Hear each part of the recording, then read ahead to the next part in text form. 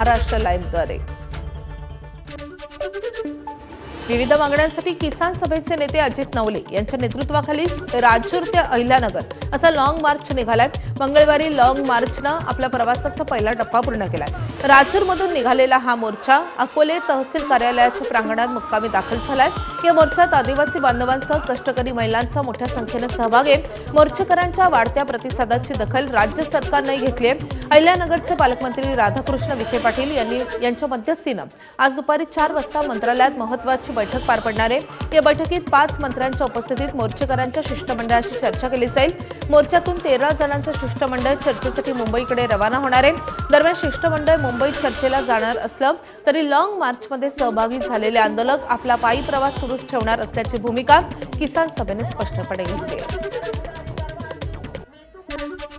राज्यात गेल्या 2 वर्षात 255 मराठी शाळा बंद झाल्याची धक्कादायक माहिती सरकारकडून देण्यात आली आहे। राज्याच्या अर्थसंकल्पीय अधिवेशनादरम्यान सरकारनं विधान परिषदेत लेखी उत्तराद्वारे ही माहिती दिली आहे। यामध्ये कोकण, विदर्भ, पश्चिम महाराष्ट्र, मराठवाडा आणि उत्तर महाराष्ट्रातल्या अशा सर्वच विभागातील शाळा बंद झाल्याची माहिती कळते। याचं कारण देताना सध्या पालकांचा कल हा इंग्रजी माध्यमांकडे असल्यानं मराठी शाळा बंद होत आहेत असं सरकारनं म्हटलंय। राज्यातील तब्बल 255 मराठी शाळा बंद करण्यात आल्याच्या मुद्द्यावरून आमदार आदित्य ठाकरेंनी सरकारवर निशाणा साधलाय। या शाळा सुधारणार कधी? शाळांची अवस्था सुधारत नाही कारण सरकारला या संदर्भात काही करायचं नाही असं आदित्य ठाकरे यांनी म्हटलंय।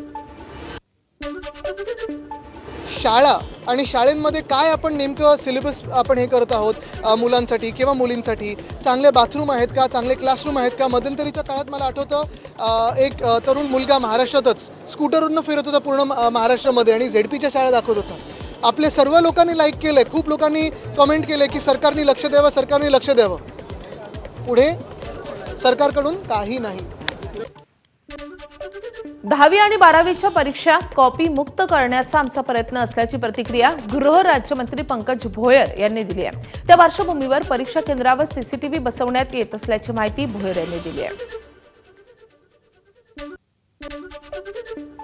17,000 शाळांमध्ये सीसीटीव्ही कॅमेरे त्या ठिकाणी लावून झालेले आहेत आणि स्वयं अर्थसहाय्यित अशा जवळजवळ 18,000 शाळा आहेत। त्यातल्या जवळजवळ 14,000 शाळांमध्ये हे सीसीटीव्ही कॅमेरे लावून झालेले आहेत। उर्वरित शाळांमध्ये देखील तातडीने सीसीटीव्ही कॅमेरे लावून ही संपूर्ण बोर्डाच्या परीक्षा ह्या अतिशय नियमामध्ये होण्याकरता त्या ठिकाणी सूचना देण्यात आलेल्या आहेत। गोंदियामध्ये जन्मदात्या आईचा मृत्यू झाल्यानंतर ते दुःख बाजूला ठेवून आपल्या आईच्या इच्छेसाठी 12वीच्या विद्यार्थिनींना पेपर दिलाय। गोंदियाच्या गोरेगाव तालुक्यातल्या तुमखेडा इथे ही घटना घडली आहे। शालिनी पोंगळे अशा या विद्यार्थिनीचं नाव असून शालिनीची आई ही गेल्या काही दिवसांपासून आजारी होती। उपचारादरम्यान त्यांचा मृत्यू झालाय। त्याच दिवशी शालिनीचा 12वीचा अर्थशास्त्राचा पेपर होता। आईचा पार्थिव घरी असताना मोठ्या मनानं आणि हिमतीनं तिनं परीक्षा केंद्र गाठलं आणि परीक्षा दिली। परीक्षा दिल्यानंतर शालिनीनं तिच्या आईला निरोप दिलाय। आईचा पार्थिव घरी असताना देखील तिनं परीक्षा दिल्यानं हा प्रसंग अनेकांसाठी प्रेरणादायी ठरलाय। बीडच्या गेवराईमध्ये रात्रीत उभारलेला शिवरायांचा पुतळा दुसऱ्या जागी हलवण्यात येणार आहे। शिवाजी चौकातून प्रस्तावित जागेत शिवरायांचा पुतळा नेण्यात येणार असल्याची माहिती कळते। दरम्यान विनापरवानगी पुतळा उभारल्याप्रकरणी गेवराईत 25 शिवप्रेमींवर गुन्हा दाखल झालाय। या पुतळ्यामुळे वाहतुकीला अडथळा निर्माण होत आहे। शिवप्रेमींशी चर्चा करून शिवरायांचा पुतळा हलवण्यात येईल अशी माहिती नगर परिषदेचे सीईओ विक्रम मांडुरके यांनी दिली आहे।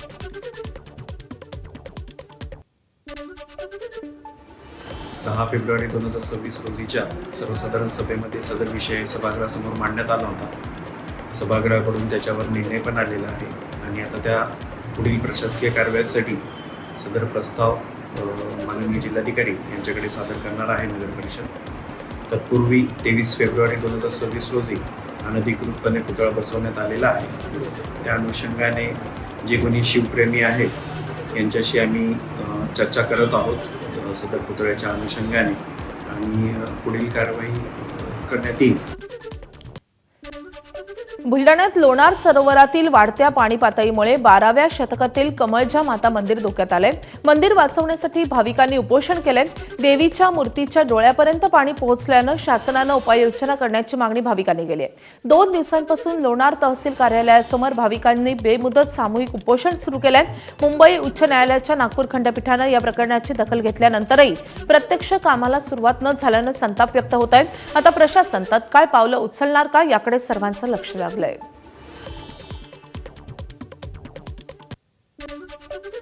समाधान मातेचे भक्त या ठिकाणी उपोषणाला बसले आहे. संजयजी, आमचे बंधू समाधान आखाडे आणि इतर त्या ठिकाणी सहकारी, यामध्ये पुरातत्व विभागाचे अधिकारी, लोणार तहसीलदार आणि बुलढाणा जिल्ह्याचे कलेक्टर हे धर्मविरोधी आहेत आणि लोणार सरोवरची देवी यांना जाणीवपूर्वक या ठिकाणी पाणी वाढवून बुडवायचे आहे. हे धर्मविरोधी आहे. आमचा धर्म वाचला नाही पाहिजे म्हणून हे या ठिकाणी काम करत आहेत. ठाणे जिल्ह्यातल्या बदलापुरात स्त्री बीच तस्करीचं प्रकरण उघडकीस आल्यानंतर राज्यात मोठी खळबळ उडाली आहे. बदलापुरात स्त्री बीच बेकायदेशीर विक्री प्रकरणाचं कनेक्शन हे राज्याबाहेर असल्याचं तपासात उघडकीस आलंय. सुलक्षणा गाडेकर, अश्विनी चाबुकस्वार आणि त्यासोबतच मंजिषा वानखडे यांना या प्रकरणात आधीच अटक झाली आहे. आता उल्हासनगरच्या भगवानदास या खासगी रुग्णालयातून सोनल गरेवाल या नावाच्या महिला कर्मचाऱ्याला अटक झाली आहे. ती सोनोग्राफी विभागात नोकरीला होती. या प्रकरणात ठाण्याच्या खासगी रुग्णालयातून आणखी एका व्यक्तीला अटक होण्याची शक्यता आहे. दरम्यान अटक झालेल्या चौघींची कसून चौकशी करून त्यांचे व्यावहारिक संबंध कोणत्या डॉक्टर्स, रुग्णालय आणि IVF सेंटर सोबत आहेत ही माहिती उजेडात आणण्यात येईल. धक्कादायक बाब म्हणजे पहिल्या 3 आरोपींच्या मोबाईलमध्ये अनेक महिलांचे फोटो आणि त्यांच्या नावांची बनावट आधार कार्ड आढळून आली आहेत. या टोळीनं महिलांचे बनावट आधार कार्ड तयार करून एकाच महिलेचं वेगवेगळं नाव वापरून तिला अनेकदा डोनर बनवलंय. स्त्री बीजदात्या महिलांना 25 ते 30 हजार रुपये देण्यात येत होते. आरोपी महिला गरजू महिलांना हेरून त्यांच्या स्त्री बीजांची विक्री करायचे.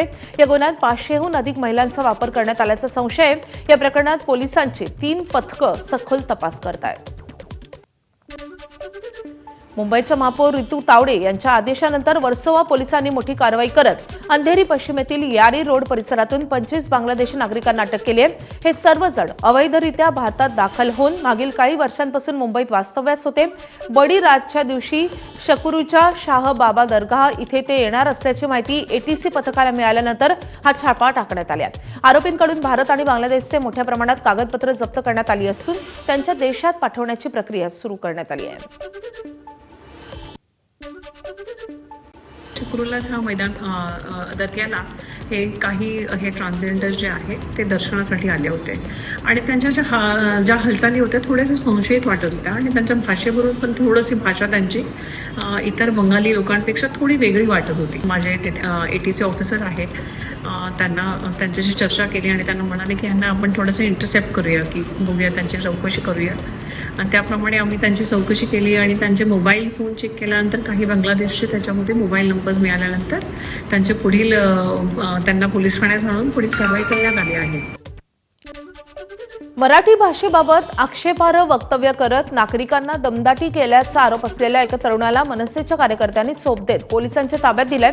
मराठीचा द्वेष करतो आणि मनसेला फाट्यावर मारतो असं वक्तव्य करणाऱ्या तरुणाला मनसे स्टाईल दणका देत पोलिसांच्या स्वाधीन करण्यात आलंय. तर मराठी भाषेचा सन्मान राखला पाहिजे असा इशाराही यावेळी मनसेनं दिलाय.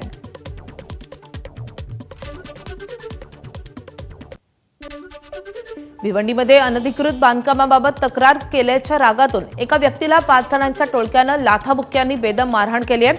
मोहम्मद मनसूर अन्सारी यांना झालेली मारहाण सीसीटीव्ही कॅमेऱ्यात चित्रित झाली आहे. अन्सारी हे पालिका प्रभाग समिती कार्यालयात तक्रार अर्ज देण्यासाठी आले होते. यावेळी 5 जणांनी त्यांच्याशी वाद घालण्यास सुरुवात केली आणि त्यानंतर बाईकवरून खाली पाडून थेट मारहाणीला सुरुवात केली. त्यांनी जवळच असलेल्या केबिनमध्ये आसरा घेतल्यानं त्यांचा जीव वाचलाय. मोहम्मद अन्सारींवर सध्या रुग्णालयात उपचार सुरू आहेत. या प्रकरणी पोलिसांनी गुन्हा दाखल करून एकाला अटक केली तर चौघांचा शोध सुरू आहे. लातूरच्या अहमदपूर तालुक्यातल्या थोरलेवाडी इथल्या क्राइस्ट इंटरनॅशनल स्कूलमध्ये धक्कादायक प्रकार घडलाय. हॉस्टेलमधील 30 ते 32 विद्यार्थ्यांना वेळूच्या काठीनं बेदम मारहाण करण्यात आली आहे.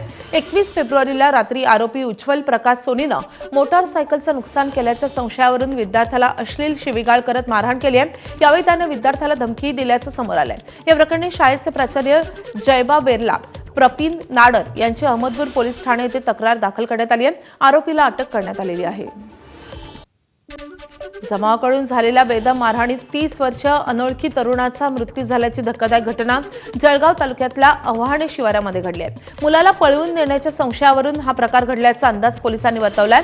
या प्रकरणी पोलिसांनी 5 जणांना अटक केली आहे. नागपूरच्या नरखेड तालुक्यातल्या मोवाड इथे अल्पवयीन मुलीवर लैंगिक अत्याचार केल्याची घटना समोर आली आहे. मुलीच्या घरी कोणी नसल्याचा फायदा घेत आरोपीनं मुलीवर लैंगिक अत्याचार केलाय. आई वडिलांनी पोलिसात तक्रार दाखल केल्यानंतर आरोपी तरुणाच्या विरोधात गुन्हा दाखल करण्यात आला आहे.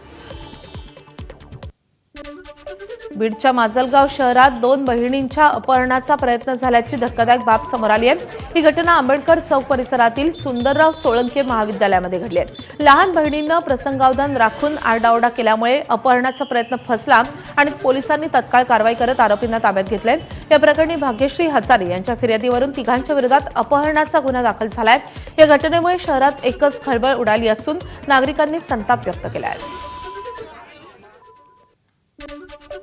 यवतमाळच्या कळंब तालुक्यातल्या दोनोड गावामध्ये बाप लेकानं दत्ता चौधरी या युवकाची हत्या केली आहे. जुन्या वादातून कुऱ्हाडीनं वार करत युवकाची हत्या करण्यात आली आहे. या प्रकरणी मारुती कर्लुके याला अटक करण्यात आली असून मुख्य आरोपी आशिष कर्लुके हा फरार आहे.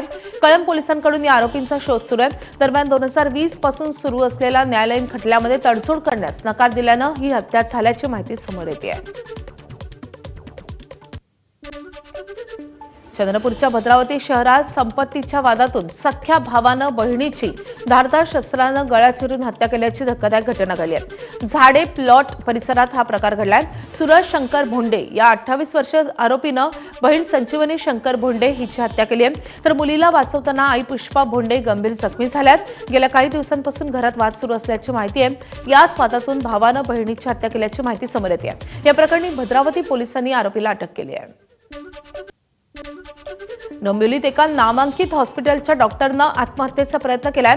10 बियर पिऊन आणि झोपेच्या 45 गोळ्या खाऊन आत्महत्येचा प्रयत्न करण्यात आलाय.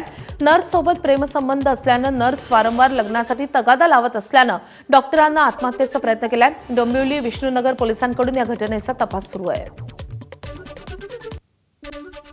मुंबईमध्ये आरटीओ चलानच्या नावाखाली सायबर फसवणुकीचे प्रकार वाढलेत. जोगेश्वरी पश्चिम येथील ओशिवरा पोलीस ठाण्याच्या हद्दीत एका ज्येष्ठ नागरिकाला व्हॉट्सअॅपवर आरटीओ चलानची लिंक पाठवून 2,50,000 रुपयांची फसवणूक करण्यात आली आहे. लिंक उघडून वाहन आणि क्रेडिट कार्डची माहिती भरल्यानंतर त्यांच्या HDFC बँकेच्या कार्डवरून रक्कम जमा झाली आहे. फसवणूक लक्षात येताच त्यांनी तत्काळ ओशिवरा पोलीस ठाण्यात धाव घेतली आहे. पोलिसांच्या सायबर सेलनं तत्पर कारवाई करत गोल्डन अवरमध्ये संपूर्ण रक्कम परत मिळवून दिली आहे. नांदेड शहरातील चैतन्यनगर ते तरोडा बुद्रुक मार्गावर असलेली स्टेट बँक ऑफ इंडियाची ATM मशीनच पळवल्याची घटना समोर आली आहे. मध्यरात्री 3 वाजल्याच्या सुमारास ही घटना घडल्याचं समजतंय. ATM मध्ये 6 ते 7 लाख रुपये असल्याची माहिती मिळते.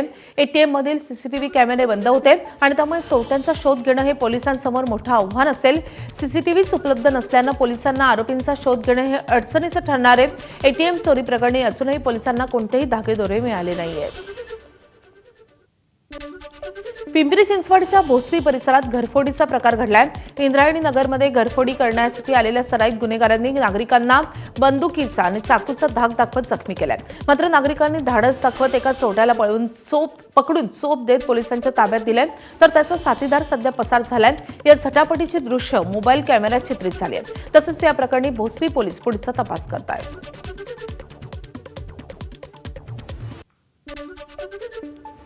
कल्याण मुरबाड रोडवरच्या महारळ पाडामध्ये एका बाईकस्वाराची बाईक घसरली आणि तो थेट डंपरखाली आलाय.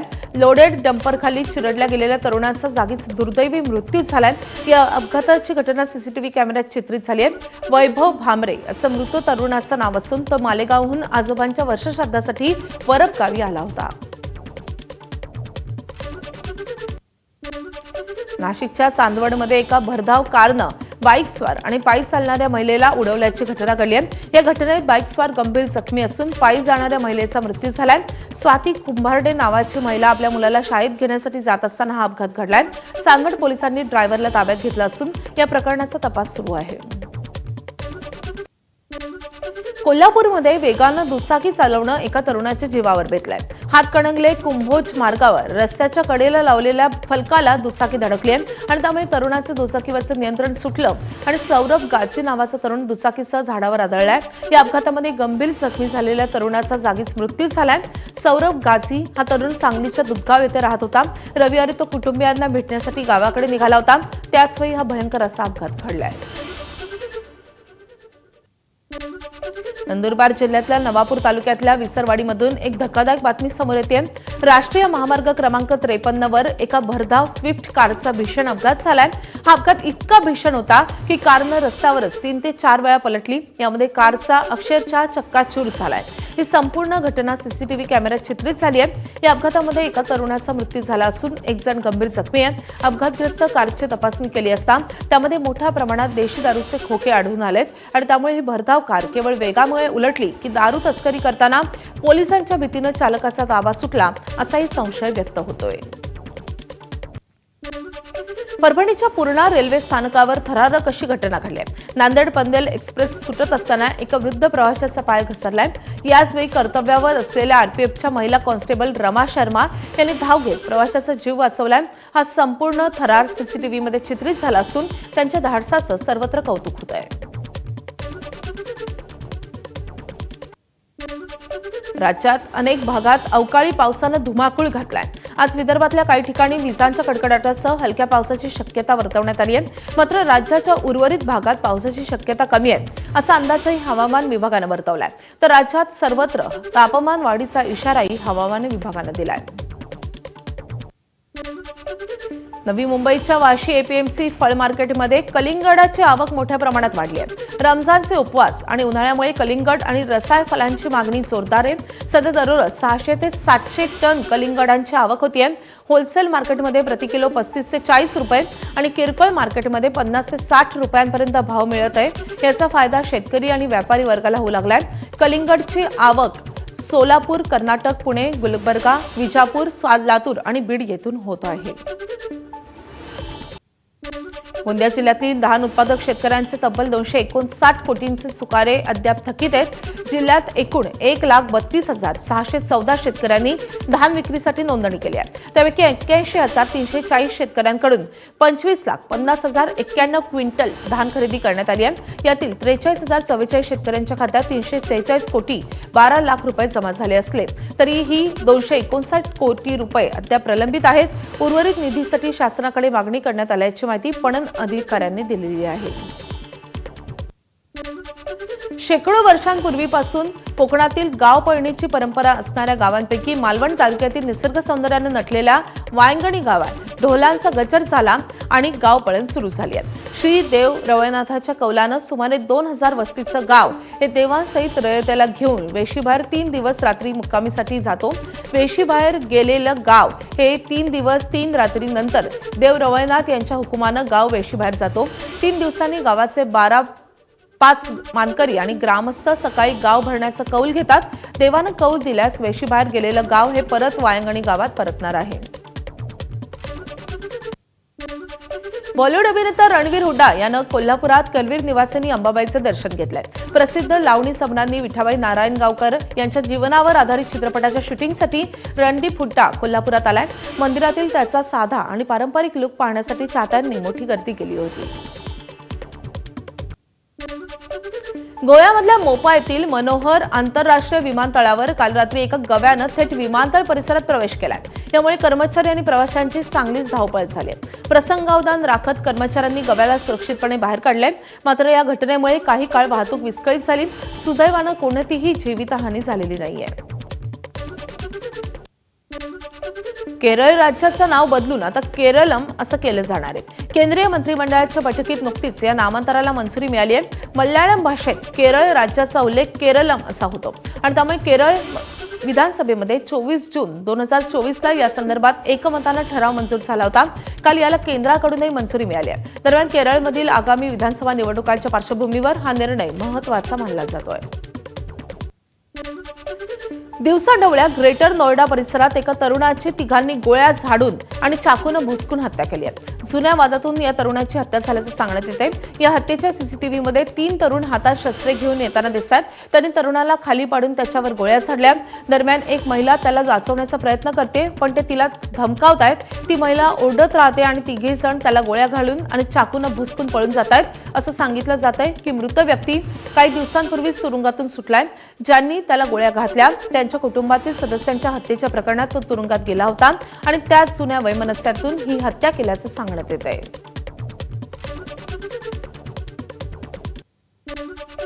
उत्तर प्रदेशच्या लखनौमध्ये 21 वर्षीय मुलानं आपल्या उद्योजक बापाची गोळ्या घालून हत्या केल्यानंतर मृतदेहाचे तुकडे करून ते निळ्या ड्रममध्ये घरातच ठेवल्याची धक्कादायक घटना उघडकीस आली आहे. पोलिसांच्या माहितीनुसार वडिलांचे मुलानं बीकॉम सोडून नीट करावं असं मत होतं आणि यावरून मुलाचा आणि वडिलांचा वाद झाला. त्यानंतर वडिलांच्याच लायसन्स बंदुकीमधून त्यानं गोळी झाडली आहे. त्यानंतर त्यानं घरातील साहित्य वापरून मृतदेहाचे तुकडे केले आणि ते तुकडे गाडीतून निर्जन स्थळी टाकले. तसंच मृतदेहाचं धड आणि शीर हे प्लास्टिकच्या ड्रममध्ये भरलं आणि रूममध्ये हा ड्रम लपून ठेवला होता. थायलंडमध्ये मोठा स्फोट झालाय. सुरीन प्रांतातील एका इम्युनिशन डेपोमध्ये ठेवलेल्या स्फोटकांमध्ये अचानकपणे स्फोट झालाय. या घटनेत 1 जण जखमी झालाय. घटनेनंतर नागरिकांना परिसरातून दूर राहण्याचं आवाहन करण्यात आलंय.